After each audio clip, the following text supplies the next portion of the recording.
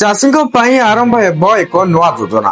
ଏନେଇ ହୋଇଛି ଏକ ବଡ ଘୋଷଣା। କେଉଁ ଯୋଜନା ଆରମ୍ଭ ହେବ ଏବଂ ଏହି ଯୋଜନାର ଲାଭ କଣ ରହିଛି, ଯାହା ବି କିଛି ଏନେଇ ଅପଡେଟ ଆସିଛି, ଚାଲନ୍ତୁ ଆଉ ଡେରି ନ କରି ଫଟାଫଟ ସେ ବାବଦରେ ସମ୍ପୂର୍ଣ୍ଣ ତଥ୍ୟ ଜାଣିବା।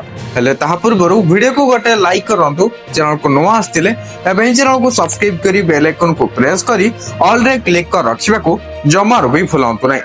ଅର୍ଥମନ୍ତ୍ରୀ ନିର୍ମଳା ସୀତାରମଣ ସଂସଦରେ 2025-26 ବଜେଟ ଉପସ୍ଥାପନ କରିଛନ୍ତି। ଏହି ସମୟରେ ସେ ଚାଷୀଙ୍କ ପାଇଁ ଏକ ନୂତନ ଯୋଜନା ଘୋଷଣା କରିଛନ୍ତି। ଏହି ଯୋଜନାର ନାମ ହେଉଛି ପ୍ରଧାନମନ୍ତ୍ରୀ ଧନ ଧାନ୍ୟ କୃଷି ଯୋଜନା। ଏହି ଯୋଜନାରୁ ଚାଷୀମାନେ ଲାଭ ପାଇବେ। ଅର୍ଥମନ୍ତ୍ରୀ ଭାଷଣ ଦେବା ସମୟରେ କହିଥିଲେ ଯେ ଏହି ଧନ ଧାନ୍ୟ ଯୋଜନାର ଲାଭ କମ ଅମଳକ୍ଷମ ଅଞ୍ଚଳରେ ଉପଲବ୍ଧ ହେବ ଏବଂ ଏହି ଯୋଜନା ଏଠାରେ ଆରମ୍ଭ କରାଯିବ। ଏହି ଯୋଜନା ମାଧ୍ୟମରେ 1.7 କୋଟି ଚାଷୀଙ୍କୁ ସାହାଯ୍ୟ ମିଳିବ। ଏହି ଯୋଜନା ରାଜ୍ୟ ଗୁଡିକ ସହିତ ମିଳିତ ଭାବରେ ପରିଚାଳିତ ହେବ।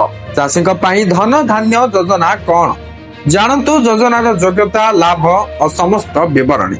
ଏହି ଯୋଜନା ଅଧୀନରେ 100ଟି ଜିଲ୍ଲାକୁ ସାମିଲ କରାଯିବ ଏବଂ ଏଗୁଡିକ ଏପରି ଜିଲ୍ଲା ହେବ ଯେଉଁଠାରେ ଉତ୍ପାଦନ କମ ହେଉଥିବ। ଏହି ଯୋଜନା ଅଧୀନରେ ଥିବା ରାଜ୍ୟ ଗୁଡିକରେ ଉତ୍ପାଦକତା ବୃଦ୍ଧି, ଚାଷର ବିବିଧତା, ଜଳସେଚନ ଏବଂ ଅମଳ ପରବର୍ତ୍ତୀ ସଂରକ୍ଷଣ କ୍ଷମତାକୁ ସୁଦୃଢ କରିବାରେ ସାହାଯ୍ୟ କରିବ। ତ ବର୍ତ୍ତମାନ ଯାହା ବି କିଛି ଚାଷୀଙ୍କ ପାଇଁ ନୂଆ ଅପଡେଟ ଆସିଥିଲା, ଏହି ଭିଡିଓଟିକୁ ସେୟାର କରି ସମସ୍ତଙ୍କ ପାଖରେ ପହଞ୍ଚେଇ ଦିଅନ୍ତୁ। Thank you for watching.